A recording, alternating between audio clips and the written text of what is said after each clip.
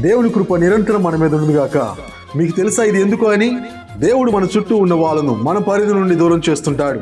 ఒక మాటలో చెప్పాలంటే మన నుండి వెళ్ళగొడతాడు. ఎందుకో తెలిసినా, మన గురించి తప్పుగా మన మీద లేనిపోని వ్యక్తులకు చెప్తూ అసూయతో ద్వేషంతో మాట్లాడిన మాటలు మనం వినలేం, కానీ ఆ మాటలు దేవుడు విన్నాడు. అందుకే దేవుడు వారిని మన నుంచి రిమూవ్ చేశారు.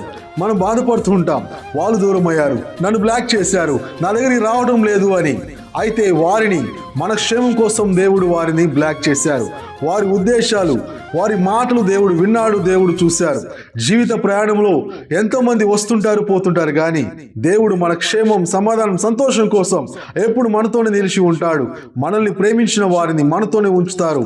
ఆమేన్. దేవుని కృప నిరంతరం మన మీద ఉండుగాక. దేవుని కృప నిరంతరం మన మీద ఉండుగాక. మీకు తెలుసా ఇది ఎందుకు అని?